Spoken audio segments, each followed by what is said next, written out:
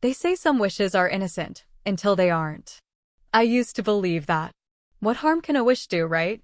Just a quiet thought. A harmless hope. But some wishes don't float away. Some stick. They settle in your chest like a weight, and they wait. My nephew made a wish on his birthday.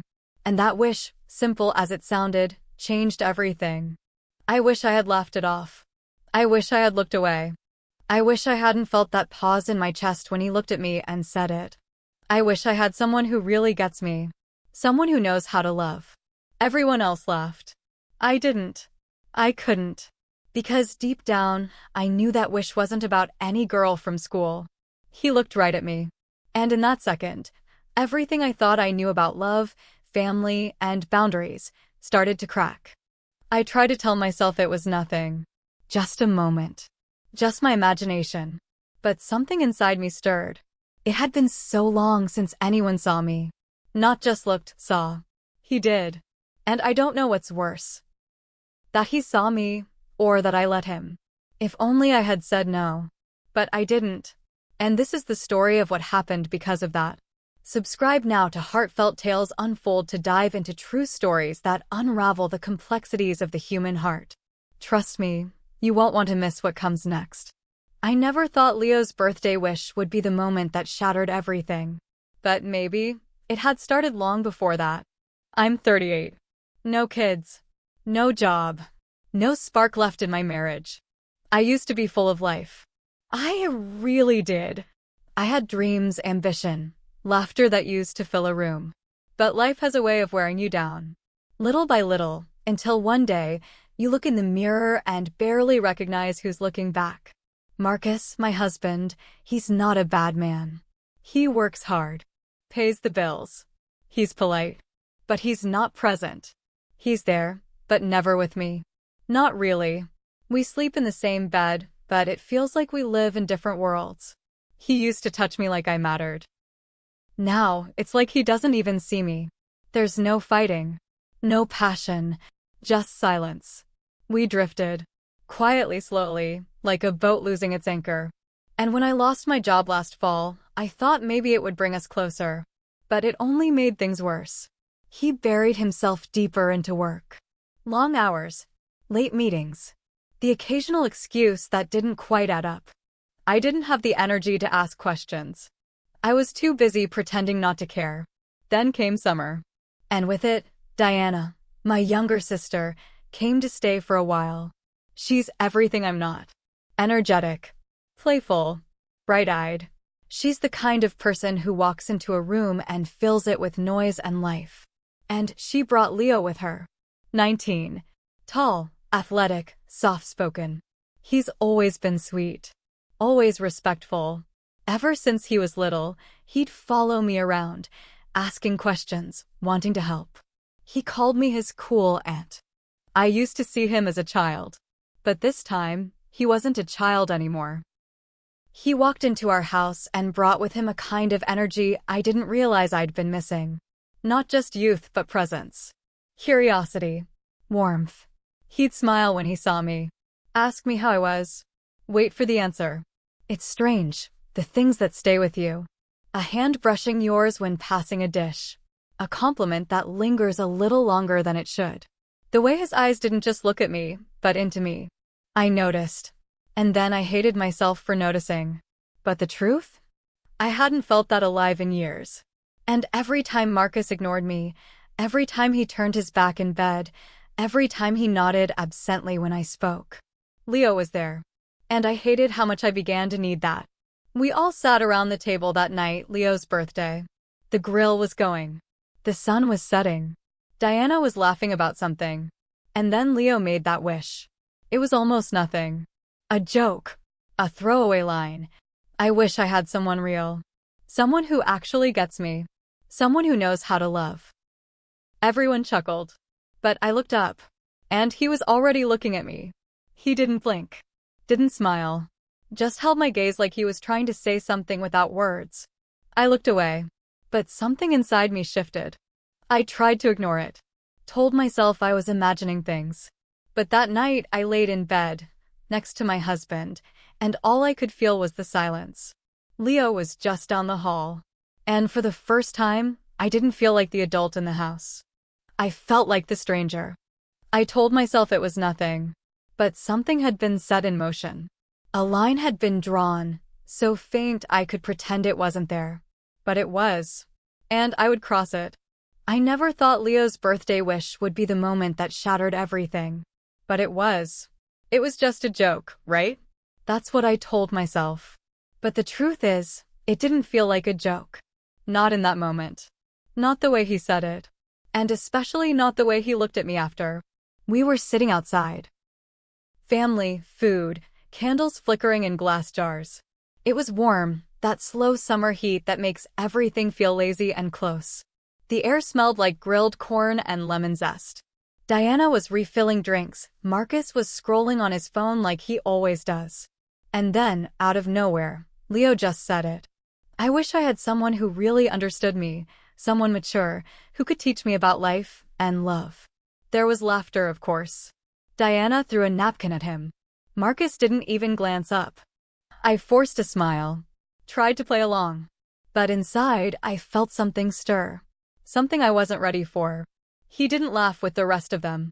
Didn't backtrack or make a face. He just held my eyes for a second too long. Later that night, when things were winding down, I was rinsing plates in the kitchen. The light above the sink was dim, and the house had that stillness you only feel when a gathering ends and the night sets in. I didn't hear him come in, but I felt him there. He stood quietly, watching me, then walked over, handed me a glass from the table. And softly, barely above a whisper, he said, I meant that, you know. I didn't say anything. I couldn't. My hands were wet, shaking slightly under the running water. I kept my eyes on the sink, pretending I hadn't heard. But my heart, it heard him. Loud and clear. He didn't push. Didn't say anything else. He just stood there for a moment. Then walked out. I stood in that kitchen for what felt like forever, trying to figure out what the hell had just happened. It was a joke. It had to be. He's a teenager. I'm his aunt. But then the days started feeling different. He started hanging around me more. Asking questions. Little things, what books I read, what I thought about certain movies, whether I believed in soulmates. It wasn't small talk. It was intentional. He started complimenting me in ways that caught me off guard. Your eyes always look tired, but they're still beautiful. Most people talk to be heard. You talk to understand. I wish more women were like you. And every time he said something like that, I felt myself slipping. At first, I brushed it off. I told myself he was just being sweet, that I was just reading too much into it. But there was a night, Marcus had fallen asleep on the couch again. Diana was out with friends. Leo and I ended up watching some old movie on the patio. He sat closer than he needed to. Our shoulders brushed. He leaned in at one point to tell me something funny, and I caught myself looking at his mouth. Just for a second. But I looked. And worse. I didn't look away right away. That night, I couldn't sleep. I laid in bed next to my husband, watching the ceiling fan spin in slow circles. I told myself I was imagining it. That I was lonely. That I missed being wanted. That my mind was playing tricks. But then came the night in the kitchen. And after that, I couldn't lie to myself anymore. It was just a joke, right? That's what I told myself. Until that night in the kitchen. What is wrong with me? I must have asked myself that 100 times. Every morning I woke up, I felt it. That dull ache in my chest. Not guilt yet, but something close. A kind of confusion that lingered just under the surface. I started paying attention to things I never used to notice. Like the way Leo's eyes would light up when I laughed. Or how he always found a reason to be near me, handing me something, brushing past me in the hallway, holding my gaze just a second longer than anyone else stared. And God help me. I started craving it. It felt wrong. It was wrong. But it also felt like something I hadn't felt in years, maybe ever. I looked in the mirror one morning and didn't recognize who I was becoming. But then I looked a little longer. I noticed how I'd started brushing my hair a bit differently. Wearing the dress that clung just enough to remind me of the body I once loved. Putting on lipstick. Even if it was just to stay home. Not for Marcus. He wouldn't notice if I walked in wearing a wedding dress or a garbage bag. But Leo noticed. And I started to live for that look in his eyes. That tiny flicker, like I was something worth seeing. He's an adult now, I told myself. 19. Almost 20. Legally, there was no line. But morally, emotionally. God. I knew better. But I also knew what it felt like to be touched by someone's attention. To be wanted. And I didn't realize how long I'd gone without it until I started to feel it again. Every time Marcus walked past me like I wasn't there. Leo asked me how I slept. How I was really doing. If I was happy. And those weren't just words. He meant them. It's a dangerous thing to be seen when you've lived in the shadows for so long. I started avoiding my husband without even realizing it. I'd go to bed early, pretend to be asleep before he came in. I stopped asking him to talk. To try. And he didn't notice. Or maybe he did. And didn't care. Which somehow made it worse. So I turned more and more toward Leo. Because every glance, every laugh, every small gesture between us started to feel like oxygen. Like I could breathe again. I hated myself for it. But I kept coming back for more. Every time I looked in the mirror, I saw fading lines. But in Leo's eyes, I saw someone radiant. Beautiful. Desirable. Alive. And then one night, after everyone had gone to bed, he knocked on my bedroom door. That knock on my bedroom door. It was soft. Hesitant. But it felt louder than anything I'd heard in weeks. I didn't answer. I couldn't. My heart was thudding so loudly I was sure he could hear it through the door. I held my breath until I heard his footsteps retreat, slow and unsure. And even though nothing happened that night, everything had already changed. After that, the nights started to stretch. Leo would linger after everyone went to bed, pretending to scroll on his phone while I folded laundry or cleaned up the kitchen. He'd talk to me about everything: school, his childhood, how confusing love had become in today's world. And I'd listen. God, I listened like his words were water and I'd been thirsty for years. Sometimes we'd end up on the couch, side by side. Close. Too close. Our conversations became our secret little world. He'd brush my hand when passing a drink. Let his fingers rest just a second too long when handing me the remote. Once, our knees touched and neither of us moved. Not for a full minute. It felt like fire. Not in a dramatic movie scene way, but in that slow-burning kind of way that creeps up your spine and sits in your stomach. And still, nothing happened. Not yet. Then came that night in the living room. The lights were dim. A movie played quietly in the background, something forgettable, something we'd both pretended to care about. I must have fallen asleep. And when I woke up, he was watching me. Not just looking, watching. With this soft, aching intensity that made my breath catch. I asked, barely above a whisper, what? And he leaned in, like it was the most natural thing in the world, and said, "You're beautiful." I didn't speak. I didn't move. Then he added, "I've always wished you were mine." It was like the floor dropped out from under me. I sat up, heart racing, trying to find the words. Anything. But all I could think was, how long had he been feeling this? How long had I been letting him? I told him to go to bed. My voice was firm. Cold. It was the right thing to do. And he did. He didn't argue. Just nodded and walked away. But I didn't sleep that night. Because the image of him standing there, so open, so certain, it haunted me. It tempted me. I wanted to forget it. But I couldn't. And the worst part? I started to fantasize. I imagined what it would be like if I had met him at a different time. If I weren't married. If he weren't my nephew by blood. I started replaying our conversations in my head. His compliments. His eyes. His laugh. And I started noticing the way I moved around him. How I tucked my hair behind my ear when he looked at me. How I chose tops that fit a little better, smelled like my favorite perfume. How I leaned in, just slightly, when he spoke. I told myself I was imagining things. That he was just being sweet. That I was too starved for attention to think clearly. But I wasn't imagining it. Not anymore. The space between us was shrinking. Little by little. Day by day. And still, no one noticed. Diana was busy. Marcus was oblivious. And in that bubble, it was just us. Our own quiet little world. I told myself I could stop at any time. That I was in control. Until I wasn't. That night, I can still remember every detail. The air, the light, the silence before the storm. It was the kind of evening that felt like a movie, too perfect, too eerie, like something was about to happen, even if you didn't know what. Diana had gone out of town for the weekend. A work trip. Just 2 nights. She'd kissed Leo on the cheek, tossed me a casual, "Thanks for keeping an eye on him," and left like it was nothing. Like it was normal.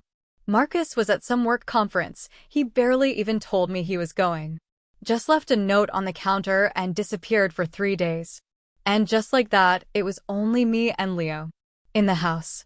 Alone. It had been raining since morning. By evening, the skies had cracked open completely. Thunder rolled low and steady, like a warning whispered under breath. We stayed in.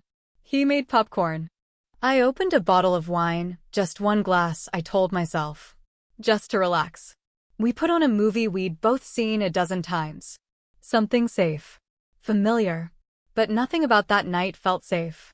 The movie was halfway through when the power went out. Just like that, total blackness.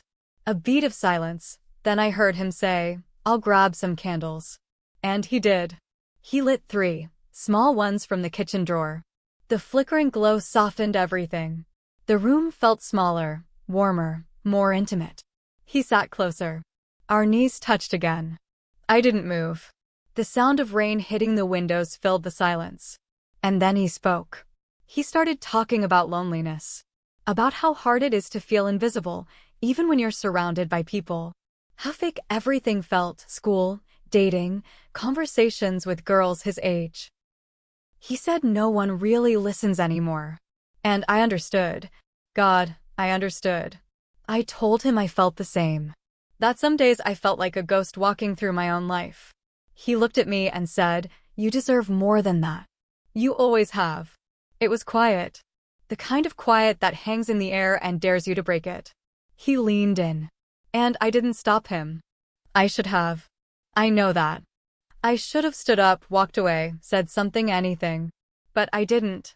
I let him kiss me. And when he touched my face, when his hand moved to the back of my neck and pulled me just a little closer, I felt it. That ache I'd buried for so long cracked open like floodgates. It wasn't supposed to happen. I wasn't supposed to feel alive again. But I did. And in those moments, God forgive me, I didn't feel like a wife. Or an aunt. Or someone who should know better. I felt wanted. Seen. Loved. And when he touched me, I forgot everything. My marriage. My sister. Every reason I had to stop this before it started. All I knew was that I hadn't felt that kind of closeness in years. And I didn't want it to end. That night changed everything. And I wish I could say it ended there. But it didn't. Subscribe to Heartfelt Tales Unfold so you won't miss the twists that come next. The morning after, it was different. He smiled at me like nothing had changed. Like the world hadn't shifted beneath our feet. But I couldn't smile back. Not fully. Not the way he wanted me to. Something about the daylight made everything feel heavier. Real. Wrong. And yet, when he reached out to squeeze my hand as he passed me the coffee, I didn't pull away. That was the beginning of the fallout. It didn't happen all at once. It crept in quiet and slow, like a fog you don't notice until you're choking on it. Leo started texting me constantly. Little things at first, "Good morning," smiley face, "Last night was amazing. I can't stop thinking about you." I'd stare at my phone, heart pounding. Sometimes I'd answer. Other times, I'd delete the messages before I even opened them. But no matter what I did, the guilt was there, gnawing at me, living under my skin. And then Diana came home. The first thing she said when she walked through the door was, "Something feels off in here." I laughed too quickly. Told her it was just the weather. But she looked at me, really looked. The way sisters do when they know something isn't quite right. Leo played it cool. Maybe too cool. He kept the same tone, the same smile, but there was something in his eyes, like he was waiting for something from me. Some sign. Some next step. But I didn't know what to give him. Marcus came back that same night. He gave me a tired kiss on the forehead, sat down at the dinner table, and barely spoke. But then, halfway through his meal, he looked up at me and said, "You've been distant lately. You okay?" I froze. Because it wasn't the words, it was the way he said them. He wasn't jealous. He wasn't angry. He sounded small, insecure, like a man who knew something had shifted but couldn't put his finger on what. I told him I was tired. Blamed the weather. Same lie. And that's when I really started to pull away. I stopped going to family dinners. Stopped sitting in the living room when everyone was gathered. Started hiding in the kitchen more. Washing dishes that didn't need washing. Avoiding conversations. Avoiding eye contact. Avoiding myself. Because everything had changed. And every time I looked at Diana, I felt like I had a brick sitting on my chest. She'd talk about Leo's future, his dreams, his college plans, and I'd nod, smile, say all the right things, while every word stabbed me from the inside. I watched him from across the room, noticed how he looked at me when no one else was watching. And sometimes I'd look back. But the space between us was filled with silence now. A heavy, unbearable silence that neither of us knew how to fix.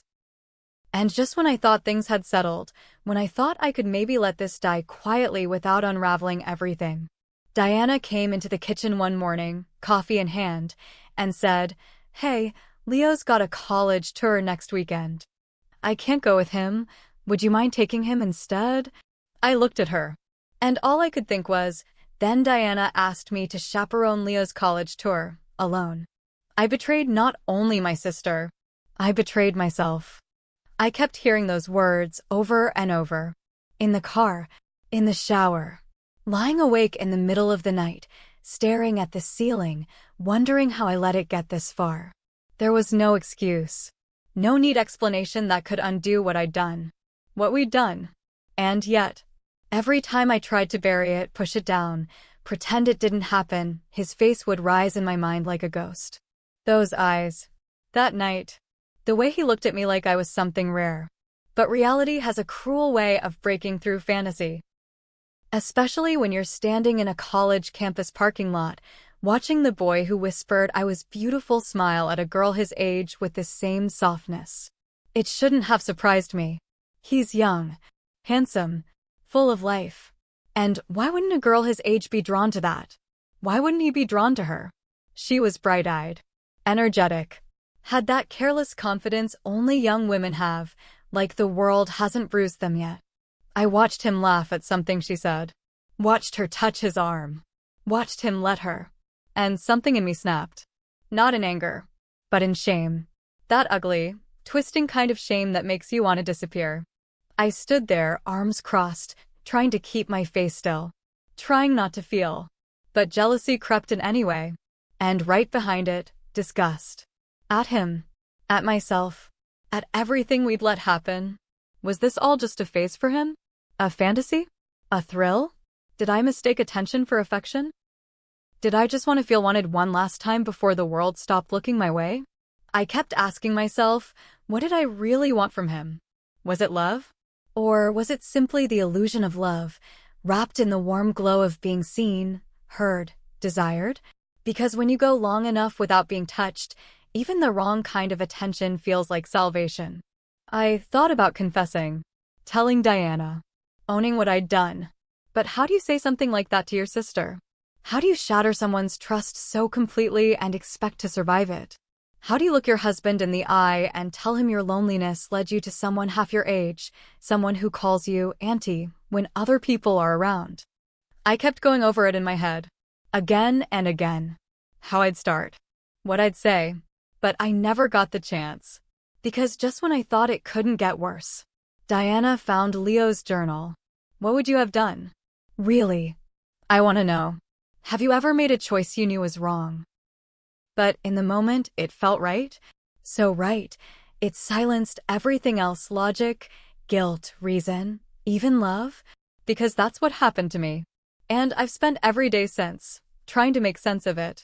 Trying to understand how something so fleeting could cause a crack so deep. Not just in my marriage. Not just in my family. But inside me. So if you're still listening, please tell me what you think. Tell me if you've ever stood on a line, toes curled at the edge, heart screaming one thing while your conscience begs another. Leave your thoughts and advice in the comments. Someone out there might need to read your words more than you know. And if you don't want to miss our next tale of tangled hearts, make sure to like, share, and subscribe to Heartfelt Tales Unfold. Because these stories, they're not just mine. They're all of ours. Stories of love, regret, temptation, and truth. Narrator's voice, quiet now, somber, each word weighted with experience. Love is complicated, messy, beautiful, dangerous. But the pain of crossing lines we can't uncross, that lasts a lifetime. Leo moved on. Of course he did.